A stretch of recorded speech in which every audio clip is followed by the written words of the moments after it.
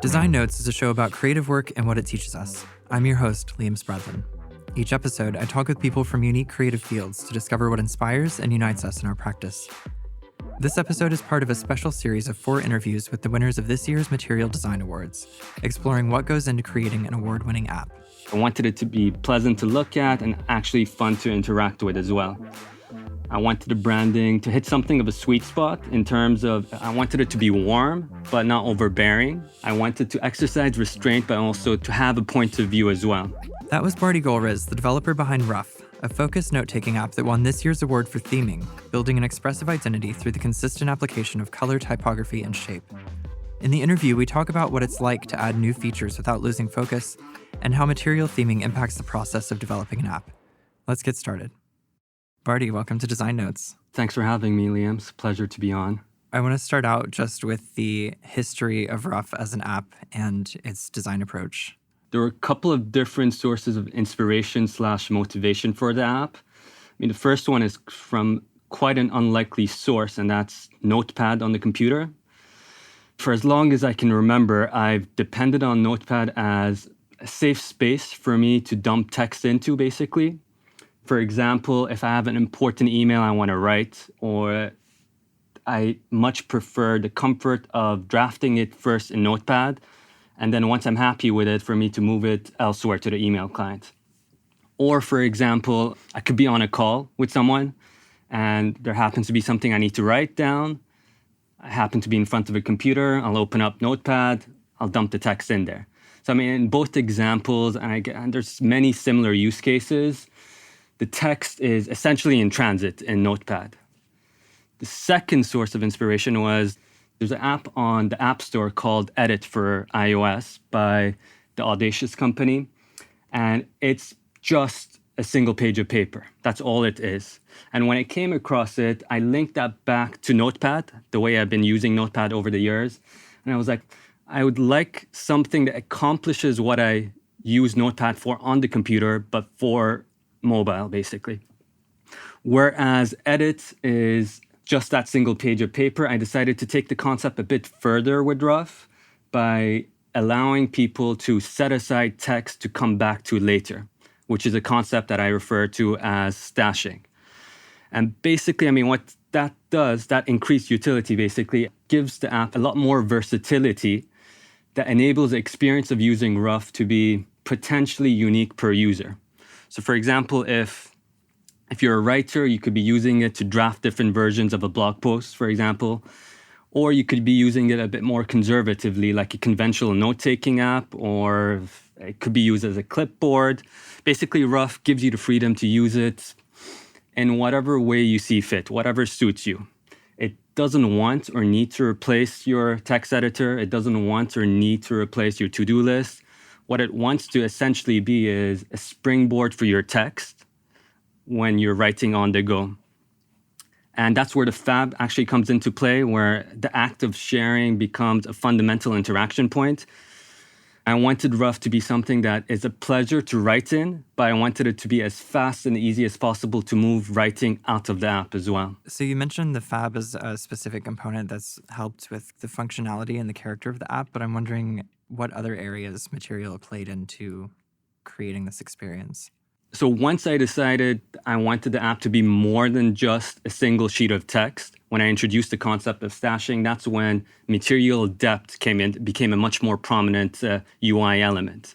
That's where the bottom sheet comes into play, where you can move between different elements that you've stashed, that you can fetch.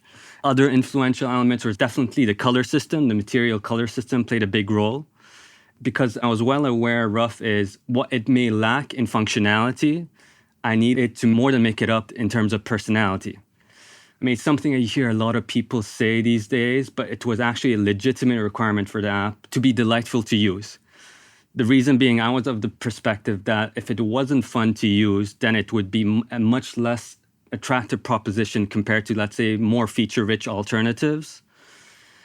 Also, typography was as well, for obvious reasons, a key element for the app. And what I love about Material was the fact that it gives this non-uniform flexibility to go with the style that best suits the content that's being presented to the user.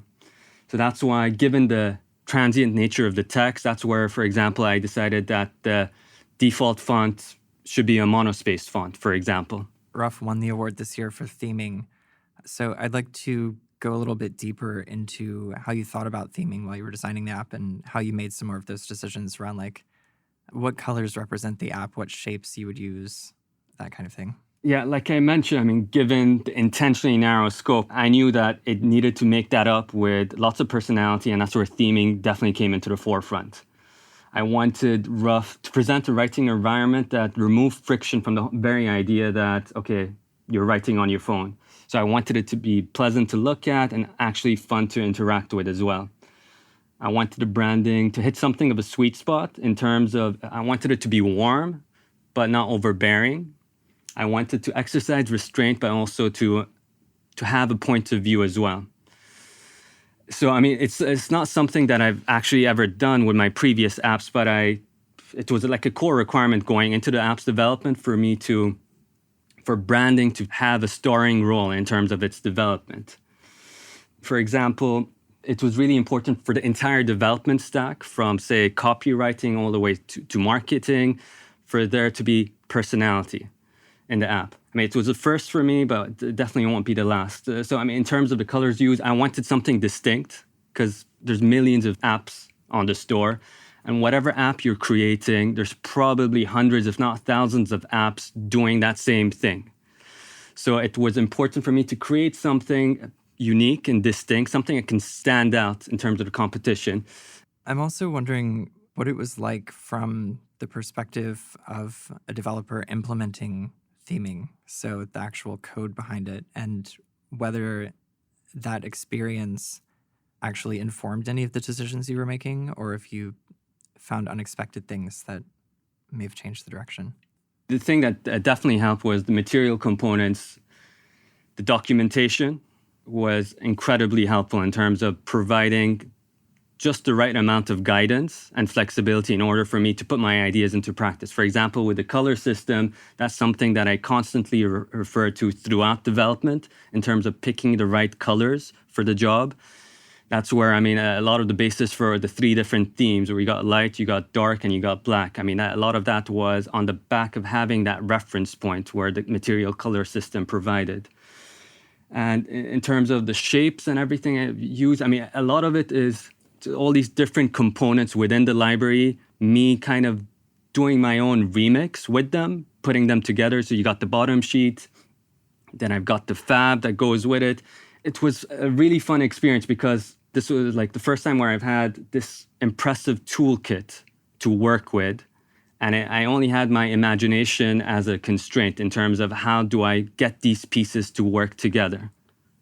One other thing that I've noticed is that even since the awards were announced, there have been updates to Ruff, and it still manages to maintain this really strong focus on the sheet of text that you mentioned before. As the app continues to grow, how do you think about adding new features to an experience that has to stay so essential? That's a really quick question because since it launched in the summer, I mean, it's been evolving quite a bit. But I'm quite conscious of the fact, like I mentioned at the start, the core simplicity is like a fundamental design choice. So I'm conscious of the fact of introducing more and more features based on feedback at the risk of adding complexity, unnecessary complexity that makes the app lose its core essence. So I'm being very carefully considerate in terms of what I add into the app as I go along.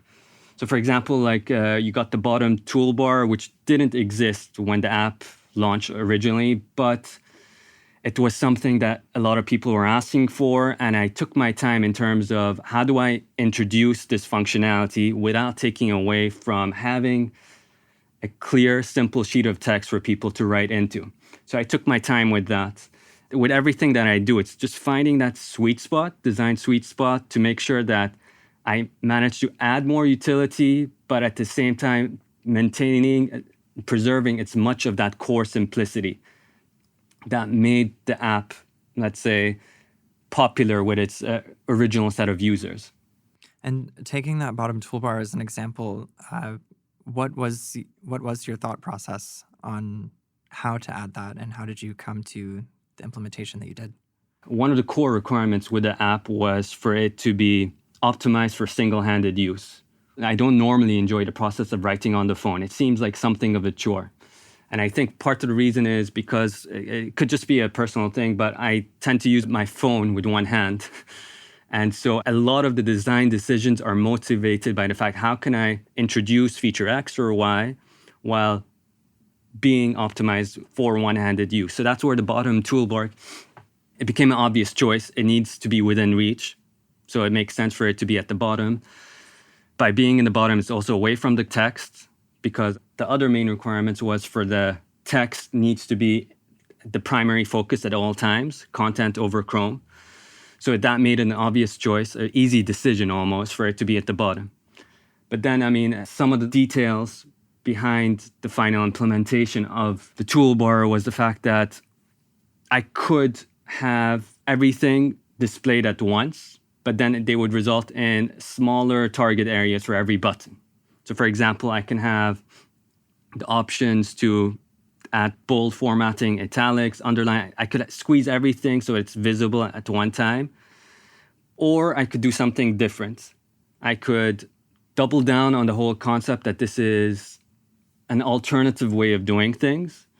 Instead of having, for example, just a B to represent changing the text to bold, have the entire text show. So it says bold instead of just the B. There's pros and cons with that approach. It means you can see less things at a time, but it also means it's much more difficult to make mistakes, for example.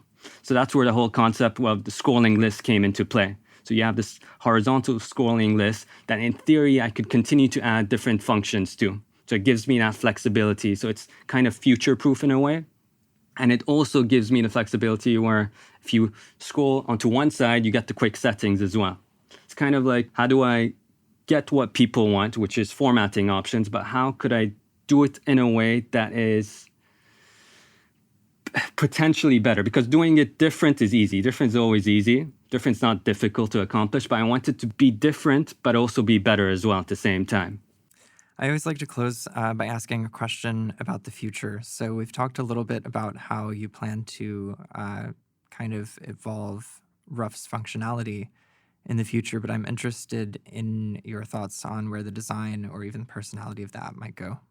At the moment, it's intentionally a single sheet of text. That was quite intentional, but definitely something I like to explore is the possibility of having multiple writing surfaces. I don't know whether I'd be able to accomplish that, but that's definitely something I want to be exploring because, yeah, like I said, that versatility, I think it could open up the app to do many different things that's not currently capable of doing. The other areas of improvement that I'm currently looking at, probably more realistic and more in the short term, is this whole concept of stashing and accessing items within your stash. Because originally, to go back a bit, the original designs of Ruff, in order to access the items that you've stashed away, they were a right swipe away. So the thinking being, okay, I want that main view to be completely focused on writing, nothing else, no other UI. But it just didn't feel right in terms of it felt a bit too disconnected, both physically and conceptually from the main writing surface. So what would happen was it felt a bit more like a conventional text editor. It felt like I was loading files rather than fetching text, if that makes sense. And it felt as though whenever I was loading things, it was loading to a new writing surface as opposed to over the existing one. So, I mean, that never felt right. So what happened was I decided that's where everything moved into the bottom sheet overlay, where just immediately everything felt more right. Conceptually and physically, it felt connected to the main writing surface, like I was actually writing over the main text area, and it also didn't feel like I was dealing with files in terms of loading and saving files. There wasn't that much personality within the app in terms of its visuals, but that's something that I've been gradually adding into the app. So for example, you have, when you swipe stash text, you got this icon of a dog with a piece of paper in its mouth. So that kind of thing is stuff that I like to sprinkle across the app more. And it's something that I've been doing progressively. But yeah, it's definitely, because I think in terms of the app's overall personality, the fundamentals are there for me to work with and to improvise further. So that's definitely a goal moving forward. Well, Well, thank you again for joining me, Bardi. No props, Liam. That was a pleasure.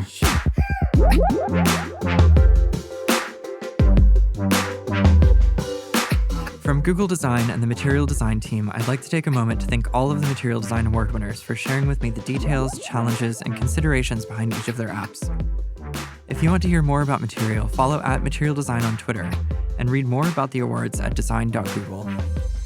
Make sure to check out the rest of the episodes in our special series with the Material Design Award winners, and stay tuned so you don't miss our next episode. You can subscribe to Design Notes on Google Podcasts, iTunes, Spotify, or wherever you listen to podcasts. Leave us a review on iTunes and listen for a shout out in the next episode, or let us know how we're doing with an email to design@google.com. Thanks for listening.